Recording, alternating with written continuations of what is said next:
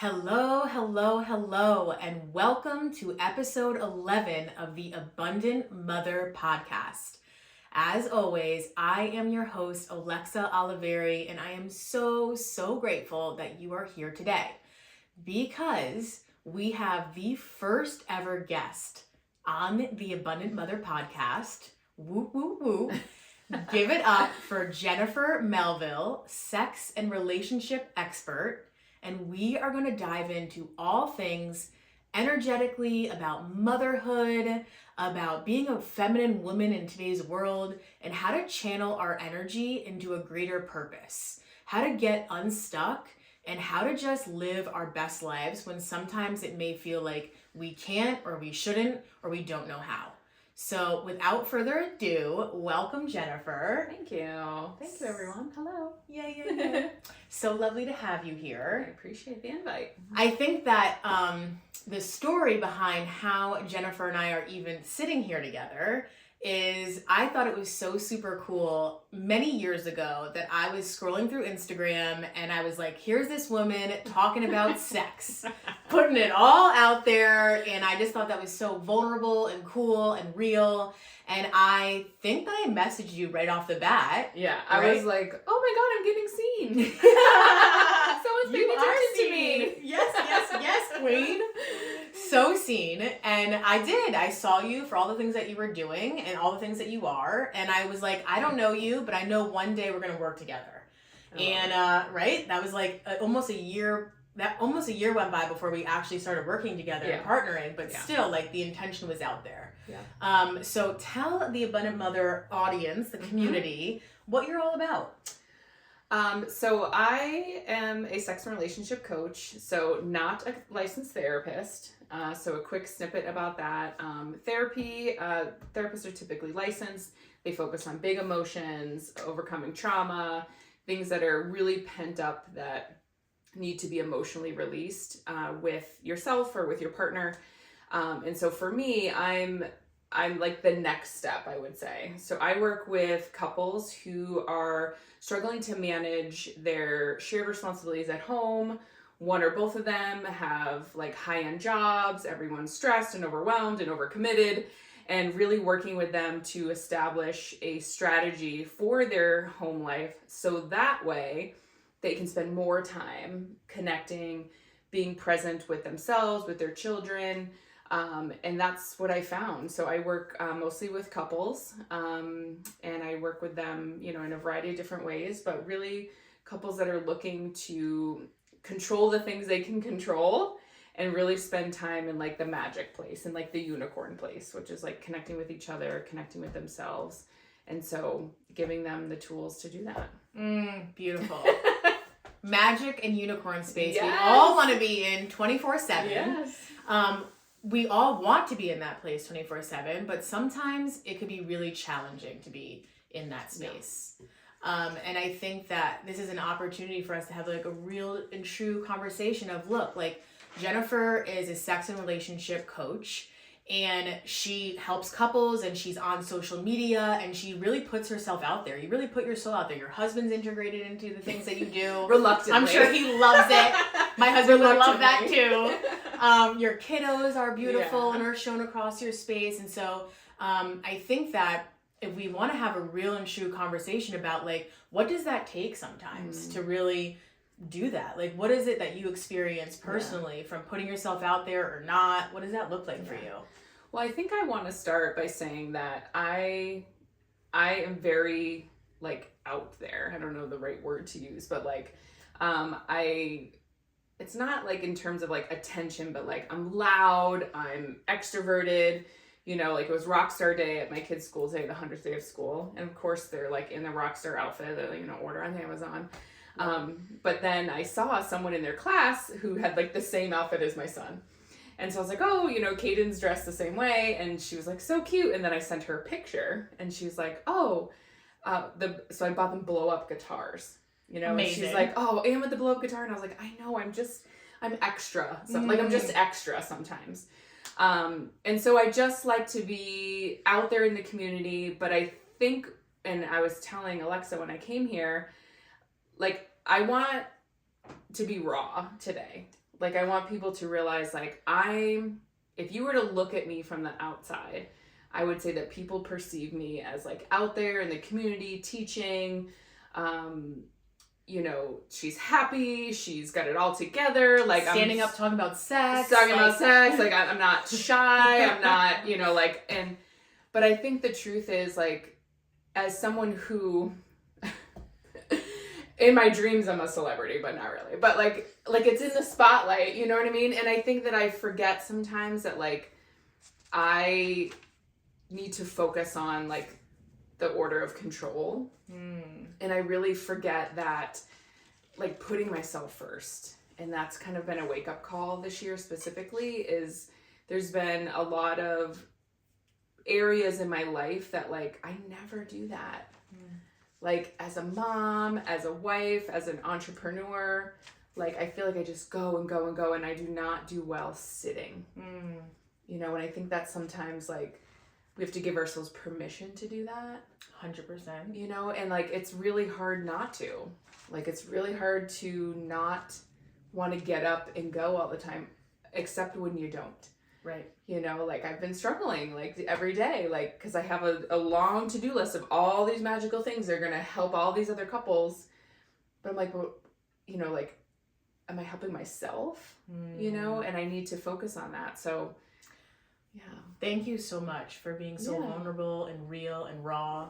And the message is this: people that we look to as coaches, people that we look to that are out there in the world, that are showing themselves, that are celebrities, don't always have it together. Right. And that's real and that's true. And so, like, you're looking at this, you're listening to this podcast, wherever it is that you're tapping in and tuning into, is that we all have imperfections. You know, we're here to deliver inspiration and storytelling so that it could evoke feelings out of you so that you can go in your life and be your authentic and true self. But that doesn't mean that it's always a cakewalk. I mean, certainly not, right? And a couple things I wanted to reflect back to you. Even when now my transformation, transformational I get a coaching is coming right? in, is coming through. So I just want to reflect a few things back to you. Being extra is so cool. Yeah. Being extra is not something to be like, oh, I'm extra. Being extra means you're putting in extra energy. You are creating a new way for people to look and be like, oh, interesting. It's not done on the status quo. Being extra is what I talked about in the last episode, is being that pink sheep. You know, society needs that pink sheep because everything would then be boring and humdrum, you know? So that's the first thing. Being extra is awesome. Second thing is, we were programmed to think that it was lazy for us to not do anything. Totally. Yeah. We were programmed to not actually be like, boom, boom, boom, let's all do the to-do list. And so that's why it's so challenging to actually relax, because half of us are walking around going, that's lazy, that's a bad thing, that has a negative connotation. Yeah. The other half of us is going, well, what the hell does relax even mean? Oh, yeah. What does that even mean? Yeah. Right? And so it's not abnormal that you would think, like, you have feelings of guilt or whatever arises from that, because our society, especially in the modern world that we're in right now, does not celebrate relaxation.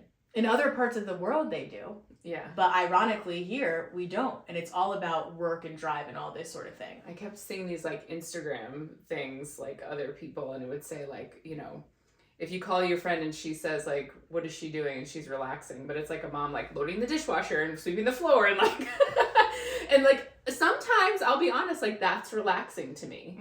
You know, like, it would give me more angst to, like, sit on the couch knowing there was, like, dishes still in the sink than to just get up and do them. You know, but, like, it's giving yourself permission, but also recognizing, like, am I hiding something? Like, am I avoiding something? You know, instead of just saying, like, it is what it is. Like, I enjoy getting up and just cleaning and organizing because those are the things that I have control over. Well, it all goes back down to your intention. So somebody could look at a 5K run, okay? Yeah. And be like, wow, this is my place where I could decompress, stress is gone, another person can look at that and be like, oh my God, that's a challenge. That's like a lot of things mentally I have to overcome. My body has to overcome a lot of things, right? So we're all looking at the same act and coming to it from two different places. And what I have found, I went for the first time back in November. I went away for a weekend, and my kiddos were at home with my husband and my mother-in-law, which was beautiful, well taken care of. And I was like, I just need to get away. Yeah. And something that kind of slightly brings some rage inside of me is cleaning out water bottles. Okay, it's not something that you can just like pop in the dishwasher, because then you have the straw, you have the other plastic piece, you have all these pieces to get into. And I can push that task off for a little bit longer than I want to admit. And I'm like super irritated by this. And I'm like, is there another water bottle I can just get instead of like, I just get irritated. And when I was away, I had my water bottle with me, and I no one was like pulling at my legs or doing anything. I just had like this serene moment, and I cleaned my water bottle with intention. And I was like, wow, like this is actually allowing me to have clean drinking water, and it's going to fuel my body in a good way. And so it's like that same act would cause me stress at home, but how come it didn't cause me stress when I was away? And so what is your intention? If you're going into your cleaning routine, you're like, this is not perfect, and I can't believe that I let this happen. Or if you're going in and being like, I'm actually like creating a nicer space for my family. I'm actually creating a peace of mind in myself, because when I look out and I see cleanliness, it brings me a sense of relaxation. So it goes down to in each person that's listening to this, your personal intention. One activity is going to stress the hell out of somebody, that's going to relax somebody else. Well, and I think also with intention, but also being intentional. And sometimes you don't need to be, like, you can just kind of, but like you are being intentional because you are giving yourself permission to not be intentional. But like, that's what I say to couples all the time too, is like, you have to be intentional about most things in your life in order to have that like happiness, that stress-free, the relief of being overwhelmed.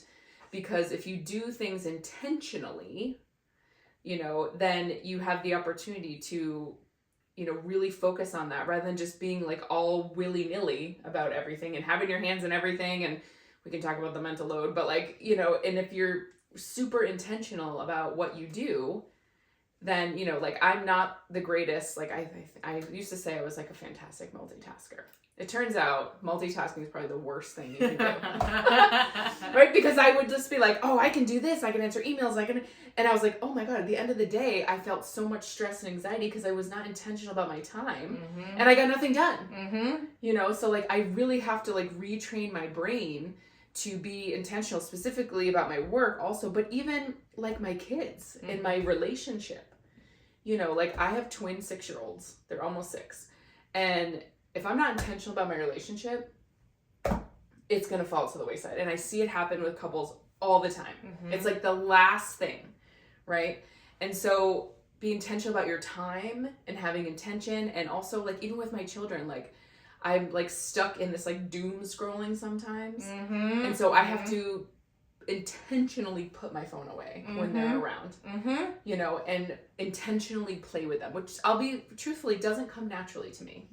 Like I always thought I'd be this like loving, I'm a loving mom, but like I'm not the play parent, like, and so I have to be intentional as a mother, because if I don't, then I'm thinking about all the other 100 things I have to do. 100%. 100%. Well, I like how you're using the word intentional rather than the word scheduled. Yes. Right? And intentional and scheduled carry two different energies of the word, but it's giving me flashbacks. So I used to have an extensive corporate career, and every minute of my day was scheduled. And so I would remember like, almost like, I need more freedom in my life. In my life. And so I knew what was happening from 9 o'clock to 7 o'clock at night. This was before kids and kind of during kids. And then when I left the corporate world to start my own business and do my own work, I found that I kind of like revolted against that. Yeah. Like when you have like you parents wake that up are when you feel like it and you're like, woo! Yeah. And I did. And I was like, I'm free flowing. I'm a goddess, like feminine energy. Here we go. And it was only very recently that I really understood the concept of you have to be intentional with your time and actually create a schedule. It's not scheduled, but you have to create a schedule, because what's going to happen is it keeps you. Now, the energetic lesson of all this is that the world has two energies, which is feminine energy and masculine energy. Every single person, male, female, what have you, has feminine and masculine energy inside of them. Mm-hmm. And it's all about, and our exterior world has feminine and masculine energy all outside of us. So when you're looking at, the banking world, that's very masculine. When you're looking at artistry and culture, that's very feminine. Dancing, flowing, like that's very feminine. And so my life's purpose is to teach people how to integrate these energies in themselves. Mm-hmm. How do we integrate these energies in our world? And so I found that actually creating a schedule for myself where I'm intentional with my time and block things out throughout the day is so much more impactful for me. And guess what? The schedule is not going to go to plan. I was telling Jennifer, I sat down on Sunday night. I blocked out my entire time for Monday. I was going to go to the gym at this time. This is when I was going to start my work. And I woke up and there was a 2-hour delay at school, and that schedule is going to be thrown. Mm-hmm. But it's something I can come back to as a landing base and go, oh, okay, I need to move some things around, but here it is. It's not just chaotic. And I'm like, oh, I don't know what I'm going to do, or what. Okay, here's what it is that I have planned for today. What feasibly can I get done from this, and what do I have to let go of? So that's the blending of feminine and masculine energy, because if you have these time blocks, which is masculine, and the masculine is here to like protect us and create a solid foundation and a solid wall, and the feminine is supposed to flow within that container. Mm-hmm. If the feminine is flowing with no masculine container around, whoa, where's it all going? Where is it? What's like happening? Shiny objects. Yeah, exactly. I can multitask, right? I could do this. I have to do this. But it's like, okay, so let's bring these things in so it can better our lives. Mm-hmm. There's 2 things I want to add to that. So I'm going to encourage you to replace schedule with strategy. So, because again, schedule has a very like, I don't want to be in a box. Yep. You know what I mean? But if I have a strategy to how I'm going to get things done or how I'm going to tackle things, it feels a little bit more like you still have the power. Yes. You're not as restrained. Yes. So if you're intentional about your strategy, then you're able to, have feel a little bit more freedom within that. Yes. The other thing I wanted to say was, so the Grammys just happened. Yes. And of course now there's all these like funny memes about things. And yours with Jaden Smith and the God bless. I mean, the box on his head. I mean, come on, like how crazy. Like it's like, all right, I love and light. Choose what you want to wear, but like, what an interesting we could thing. talk a whole thing about people's choice of. But I think it was your comment or you shared it, was hilarious. It was like carrying around. So there's like that the image of, I don't even know who it was. House. Jaden Smith had like Will a house Smith's son on his head. Yeah. And my meme part of it was something like when your partner decides to take, responsibility for something, but you're still carrying the mental load. Yes. And so. But then shortly after that, I created a reel with the Beyonce winning, where she's like, "Oh, is it me?" You know, and like my whole thing to that was, in terms of like control, and I hear this from women and moms and wives all the time, is we want help, right? We want, and I encourage it to be, you don't want help, right? You want, because help implies that you're still doing it, right? So, but we have to release the control. And if we're going to have someone else do something, we have to let go of the control. So figuring out, like you said in your day, like what can I let go of control over? What's not speaking to what my mission is for today, or something that, I have to get done. Like for me, I always think about my schedule, like I always do client facing things first. Like if someone needs a follow-up from me or needs a plan or needs something, like a client comes first for me. Even though I'd much rather create spreadsheets. I mean, I love doing that work, but like, to me, I'm probably more in the masculine energy. I'd much rather write a list and a graph and a spreadsheet and and check it off. Being in it, yeah. Like I like tasky things because for me, it's, I get to live in a world where like it's done, and check. Yeah. That brings you comfort. And so there's another thing too, because this word has come up a lot. And so for me, it could be frightening to hear, but it is the truth. We actually never have control. Okay? Okay. We actually never have control. Convince me. Okay. Make your fingernail grow to a certain length. Oh, well, yeah, I can't do. I wish I could do that because they are a hot mess right now. Right? So at night when you're looking at your hand, are you like fingernail grow? No, actually. So it's actually a part of a rhythm of nature, and we look at nature as we look at nature for lessons. Some of us do. I mean, the population can even open up to this, where we're like, oh, like, what is nature telling us today? What's the weather telling us today? But we as humans have removed ourselves from the fact that we are nature, right? And so nature, the tree is not like, on March 31st, I'm going to sprout my first green bud, right? Right. But all in divine time it happens, right? It opens up and the sun comes up and the warmer days and the proper nutrients, and it all opens up, and it's this nice cadence and this nice rhythm.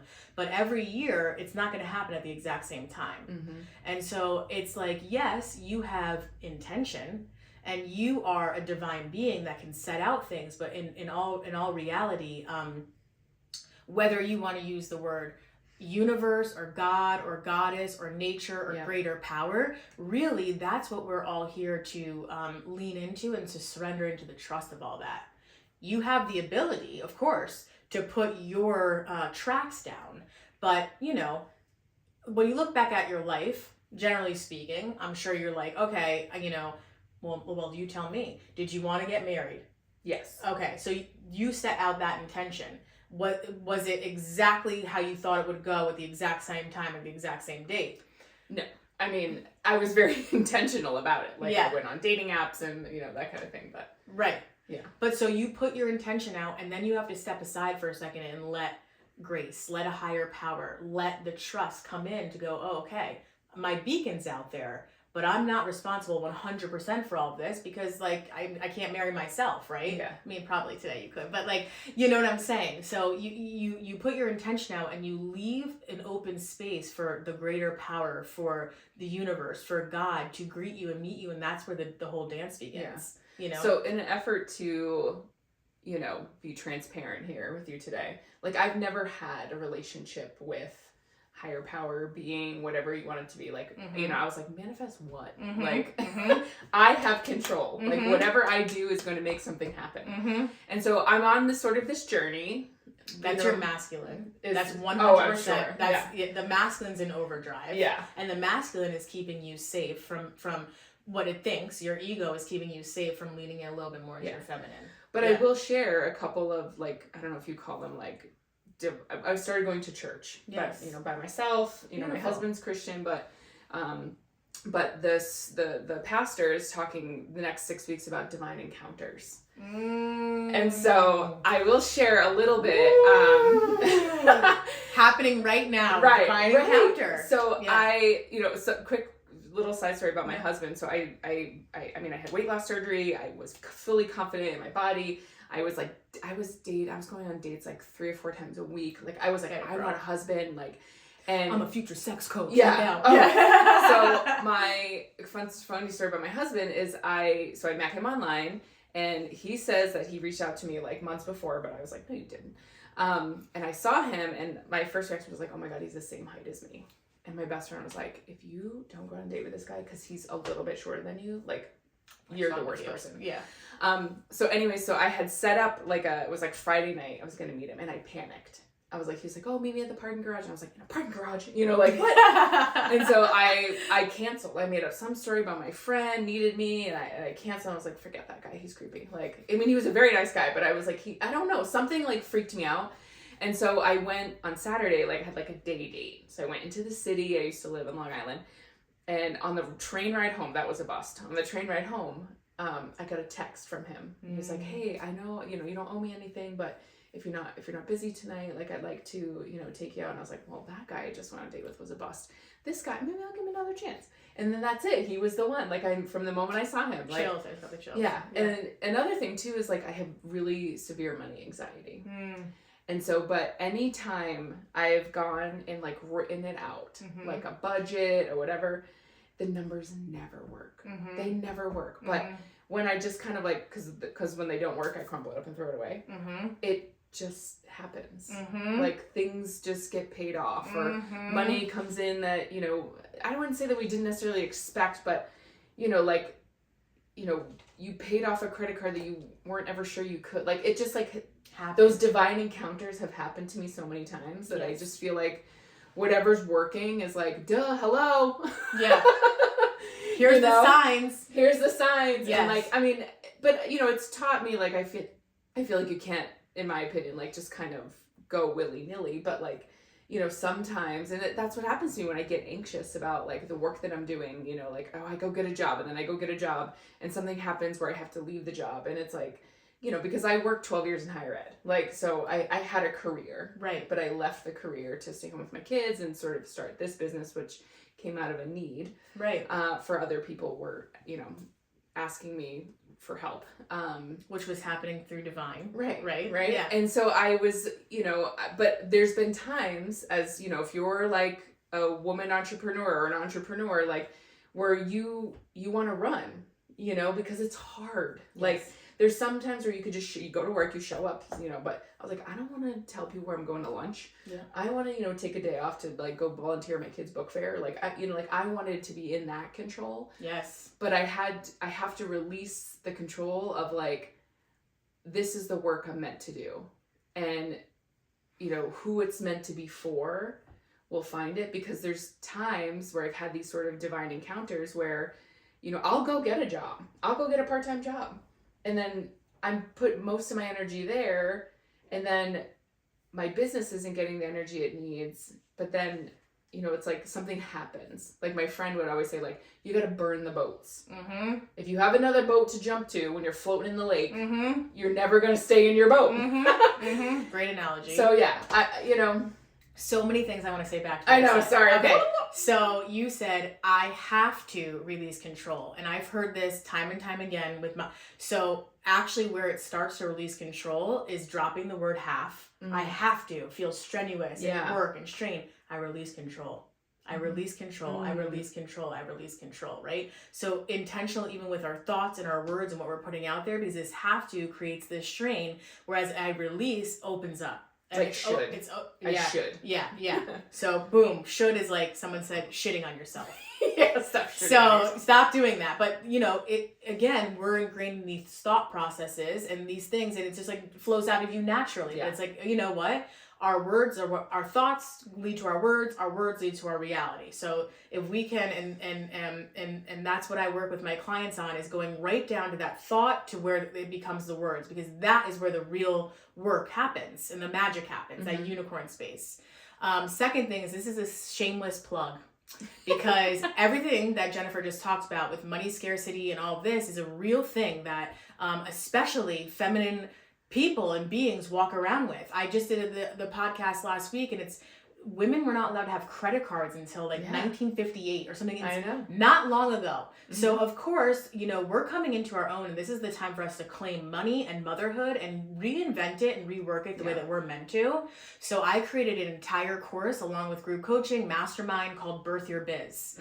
And Birth Your Biz is for moms that want to be present with their children and pick them up on the pickup line, and also work their entrepreneurial spirit. Maybe they left an organization or corporate where they're very skilled, but this is a whole other mental, physical, mind, body, soul connection that you must have in entrepreneurship as a woman. And so I teach all about rewriting your money story. And what I think is so cool is that you say it out loud, and you're aware of it. So where change actually occurs is where the awareness is. So if you sit down and you write it all down, actually that's your intention. Yeah. Right. And so that's why you're able to release that and open up to a greater power, because you sat there with intention and going, okay, these are the numbers I want. Maybe this will work, instead of going, that's not there. Yeah. Ooh, that's not there. And you're storing it in your body, you're getting stuck, but bringing it out. So Birth Your Biz is literally live right now. And I'm combining all of my corporate, my business experience, marketing, sales, all the things with energetics. Love that. With the thought process, with community, with all of the things that we need as feminine business owners, to live their best life. So that was my little tangent on that, and the have to. We're dropping it and we're releasing it, and yeah, I mean that's really what I wanted to say about that. Yeah, I love that. Also I want to talk about awareness for a second, and I'll do a little shameless plug too. Okay. Oh yeah, you're gonna do a shameless plug, but there's one other thing I wanted to say that just came me. back to my mind. If you don't remember, maybe a year ago, it was you and I on a Zoom call, and it was a tarot reading. Remember this?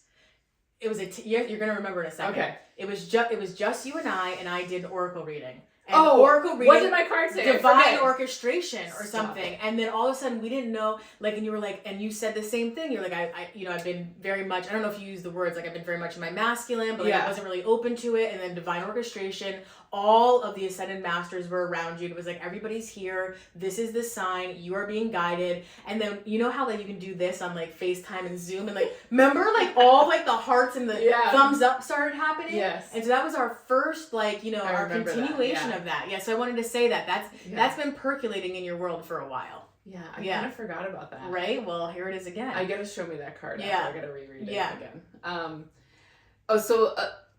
I forgot what I was going to say about awareness. Awareness, and you also want to do a plug. Oh, well, just about awareness in general. I think there's, like you said, like the money is in like being aware of the situation. Yes. And so when I work with couples, bringing awareness, I want to talk about the mental load for a second. Yes. Because I think when I started out by saying like we want help, right? We don't actually want help, right? Because help means that we still have our hands in all the things. Mm-hmm. But I think we don't realize, like, we're not aware of how much is going into all these things, especially as a business owner, as a mom, and if you're doing both, but bring awareness to it. I myself am launching a new program, which is not out yet. It's called Divide and Thrive. And I had a couple of beta couples that I did it with. And it's really about becoming more aware of all the things you're doing in your household. So from the dishes to the laundry to the pickup to the mail to the garbage to the lawn, like everything you can imagine is all on an individual card. And number one, being aware of what cards are in play in your life, right? So what cards are in play in your relationship? And then what does that card entail? And I think that's where the transformation has been for these couples, is like, I didn't even know that the garbage entailed so much, like what people call cognitive labor or like mental load of like, what is full, right? Or like if you're both, kind of like, oh, well, whoever sees it takes it out. Well, is it full to that person, right? Who's getting the garbage bags? Who's washing the cans? Who's, putting them dragging them out? Like, there's so much, do you throw it away if there's chicken, like, like raw chicken in there, even if it's not full? Like, and the enlightenment of like realizing all these things that go into our mind, that like we're not asking for help to take out the garbage, right? But we're asking for someone else to own certain, and owning it means like the conception of it, planning what needs to be done, and then the execution. Like their response. So then you can let go of the garbage and all the other things instead of getting frustrated of like, asking for help, then you're both are carrying the cognitive labor of that. So well said. And the way that that's mirrored in my life right now is my kids go to a mainly outdoor school. And so love that. It's amazing. It's absolutely amazing. And that's another story for another time. But I myself, for some reason, I guess maybe because now I have 2 kids that are going, didn't realize the physical and mental load of that until this winter. So in the fall, it's lovely. It's great. In the winter, since they're outside all day, it's multi-layered. Yes. It's wet mittens, wet boots. Is this snowsuit now covered in mud that needs to be, usually I wash the snowsuits and all the exterior layers on Sunday night so that way they're fresh to go on Monday. If it comes home on Wednesday covered in mud, obviously I have to throw that in, and that has to be ready for the next, school day. And so even in the morning, right, they come home, I hang everything up on the hangers so that way they're not sitting there sopping wet all night. But then the next morning I'm taking everything off the hangers, laying them all out. My kids get like 4 or 5 layers put on them. And like even down to the intention of how is the sock, because if the sock is too thick, it's not going to fit in the boot right. And so honestly, even talking to my partner about that, it's like, I didn't even fully realize the extent of this until I'm in it. And I'm like, whoa, like this is a lot. And so then how do you break down, you know, what is it that you're experiencing then to somebody else? Because then it's getting removed from your brain and, you know, communicated in a different way. And so, yeah, sometimes you don't realize how much it is until like you're actually in it. Yeah. And to take like a real like study of that and be like, okay, you know, sometimes it would be harder for me to say in the morning, you know, to my husband, these are all the things I need to have. It's easier for me to just do it, but you know what? I don't do one thing with the garbage. Not one thing with the garbage, and we don't talk about it. It just is like, boom, he knows 100% that's on him, every single ounce aspect of it whatsoever. And so then like, that's something that's removed from my brain. And I think it's really important not to harbor this like resentment. We had a conversation a couple of weeks ago, and my husband is like a very intuitive man in his own way, a very black and white thinker, a lawyer, like different. I'm like coloring with all the crayons, you know. You know, he's much different, but he's very intuitive. And he said to me, the energy of like, what was it? It was basically like the energy of like, I can't do this, or like you holding resentment against me not doing something or doing something is no longer going to work. I need you to say, I need this. I need that. Like, instead of me being like, I can't believe you didn't do that. You know? It's like, be direct. This is what will make my life easier. And it's like, instead of, because that's resentful energy I was walking around with, where I was like, look at all these things I'm doing. Instead, I need to communicate exactly what needs to be done. You know? Well, I'm going to challenge you that communication will happen once. And so, because each task that you take on, you know, because if we're still giving like, I'll just go grocery shopping if she gives me a list. Right. Okay, well, then I had to like meal plan, I had to make the list. So there are helping partners are just part of the execution part. Right. Right. And so, but I think it's important that if you're going to divide these things and have each person take full ownership of it, so you can just forget about the garbage, then there has to be like a standard of care. Right. So like so you have to communicate with each other, like the garbage in the inside the house, for instance, like as you're developing who's going to take that task, you need to decide as a couple, like, well, what's full? Yes. Because if full is left fluid, then even though you're not going to take it out because it's not your responsibility, you're going to build resentment as you walk past and you're like, can you take it out yet? And the same with the dishes. Like if your partner's taking over the dishes, when between the two of you have to decide, like, when did they get done? Like, I don't like to go to bed if there's dishes in the sink. But if you just leave it fluid, then your partner's just going to do the dishes because that's their responsibility. But if you don't determine what the standard of care is of like, okay, we're going to agree no matter whose responsibility this is, that the dishes, we don't go to bed until the dishes are done, so that the next person wakes up and there's no dishes. So if you're the morning routine person, your dishes are all clean, the water bottles are all clean, the lunch boxes are all clean. Yes. You know, so yeah. Well, it just makes me think about like in this, where we are in Earth, like in this plane in 2025 and all the, like, think about how much stuff there is, you know, like there's this one viral TikTok or Instagram that I've referenced before, but it's like 80s and 90s parents are like, my kid's alive. Woo! And then it's like 2025 mom. Is that organic food? Yes. Do they go to school with water bottle? Are they having like too much screen time? What is their friends talking about? Or do they want a cell phone? Like, so many of these things like make our life great. Like, we really are, you know, I'm very blessed, and we're blessed. Like, we're tapped in now, iPhones, listening, greater learning, like all this stuff is great. And it also comes with a lot. But before I'm going to segue for a second, because before we tie this beautiful episode all together, I do want to touch upon one thing, and that is what we talked about when we were not recording. And that is imposter syndrome. Oh gosh, okay. So let's talk a little bit about it, because, you know, it came up in conversation, and I would love to hear you tell the community what you feel about it and your experiences with it, and then I'll kind of mirror back. Yeah.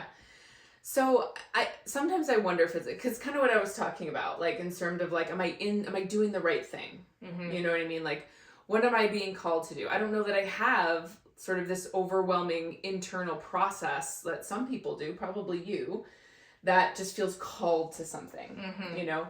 But when I get, feedback from a session, a Divide and Thrive session I've done with someone, or, like I have an aha moment with a couple, or even just like, I'll go to networking events and I'll just talk to someone. They're like, oh my God. And even I'm listening to myself and I'm like, damn, I am really good at this. Yes. Yes. And so, but you see, there's so much, like I actually read on Instagram, I think yesterday, how like there's so much anxiety and pressure because of these wonderful resources that we have. And someone was saying how like, I watching the news or watching Instagram, all the ways that you're tapped in, you're hearing about things that are going on in the other country and politics, and we won't even get into all that garbage. But what happens is, like, back in the day when we didn't have all these beautiful things, you just worried about your little village. Right. You had no idea right. what was going on. And right. okay, you can argue there's some negative to that, but for the most part, you just worried about your bubble. Yeah. And I think sometimes, like, we forget that, like, or you put your energy towards your bubble. Yeah, you put your energy in your bubble. Yes. You know, like, instead of being so focused on, like, and that's what happens with Imposter Syndrome. Like, I'm so focused on, like, releasing the right thing. Like, or I'll see someone else and I'm like, oh, that was a really good idea. Mm-hmm. And it doesn't mean I can't do it, but I feel shameful that, like, I didn't think of it first. I love how real and honest this is. Because I know that, us mamas and everybody has and come in touch with that, emotion. Or even as a mom. Yes. Yeah. Comparison. Yeah. Like, I compare myself because, like, I'm not the mom I thought I would be. Yeah. It doesn't mean I'm a bad mom, but it's hard to overcome that shame. Well, I don't even mean to sound it in any sort of way that it is. I don't experience imposter syndrome. And Teach me your ways. But that doesn't mean that in life I never had it. Yeah. I actually had severe OCD, severe anxiety, severe like I would tap things, or things off. Like, I was thinking always I was gonna get kidnapped as a kid, no joke. I was petrified of my own voice. I literally was telling my nephew this the other day because he's in high school, and I'm like, it gets better. But I literally was pulled out of classes because I would refuse to talk and speak up. Oh. And so we had this like mock government, and everyone had to stand up and like represent something. And like, I wanted to in my soul, but I was like, someone's gonna think I'm stupid, or I'm gonna say the wrong thing, or I'm gonna be embarrassed, right? So I've dealt with those emotions in my life, and they're not presently within me because I felt like I surrendered to that greater power of no, I'm actually called to be here. And maybe you're not the mom that you thought that you were, but your kids picked you as the mom that you are. Mm-hmm. Right? I just want to say that again. Like, you're not the mom that you thought that you were, but your children picked you as the mom that you are. And that's very intentional. And so this whole thing about like the comparison theory, it's like, look, there are people on earth. You are a consumer or you are a creator. Mm-hmm. You're a creator. I'm a creator. I've also done the scrolling. I don't get into the comparison stuff, but I get into like the addiction of it, where it's like, where I'm sitting here for an hour. Right? And I'm like, this is too much. And also, by the way, I am a natural creator. That means when I'm on Instagram platform, I should be creating more than I'm spending time consuming other people's things. That's a good point. Right? And so, and there's natural consumers and then creators in other ways, but like, that's the way to get out of it. The other way to get out of it is like, I gave you the analogy in the beginning where there was a young woman that asked Martha Stewart, like, Martha, what do you do when you have imposter syndrome? And her reaction was just so freaking great. Like, she looked at her, she kind of laughed, and she goes, we have to find the clip. And she goes, I don't have imposter syndrome. Like, just isn't. Like, she owns it. Like, this is what this is. This is who I am. Some people don't like her. In fact, a lot of people didn't like her, right? But she's like, I'm not necessarily here to be liked. I'm here to be really good at what it is that I do. And from that, you're going to have, like we talked about, we're not for all people, but then your message goes out to the people that you are meant for. And it's just with that, to me, the whole imposter syndrome is leaning in a little bit too much into that masculine and not actually being able to receive and feel that the sense that you actually are being led. Well, I think I want to bring this back to, I think, what we started with at the very beginning. When we said about, like, when someone's running a marathon, like what they're doing it for, what their intention. So, I mean, someone might find running a marathon like relaxing and like, it fuels their soul and like they love the energy, this stresses them.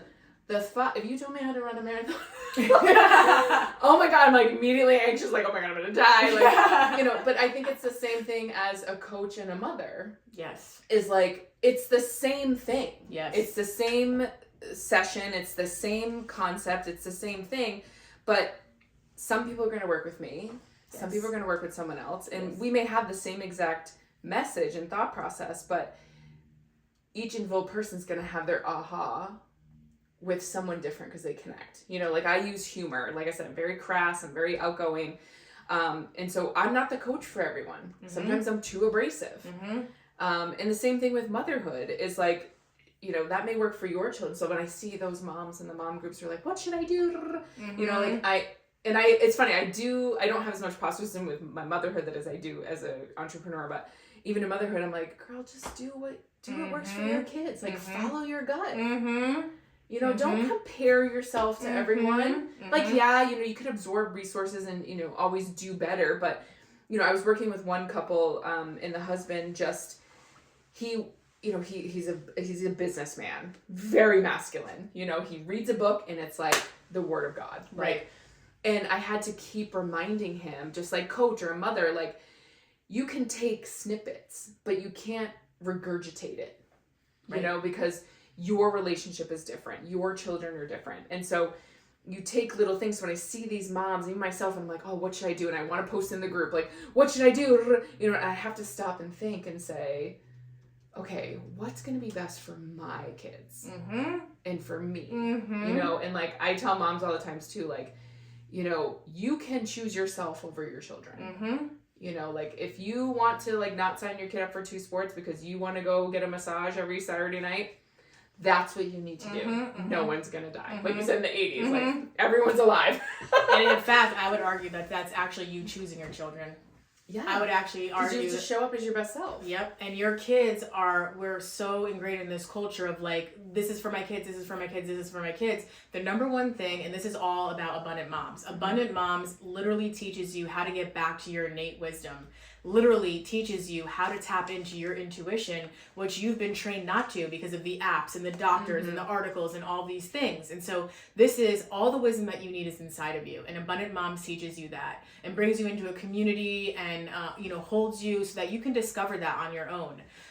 But literally, I totally lost my train of thought after that. And I totally lost my train of thought after that. But that is what we're here to do. And the number one thing that creates thriving children is having a thriving mom. Mm-hmm. You cannot create children that are not stressed if you, the mother, are stressed out.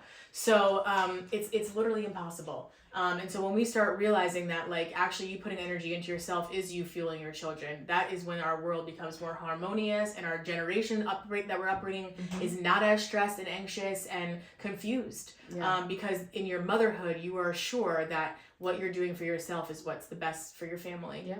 Yeah. Yeah. And for you. Yes. Yeah.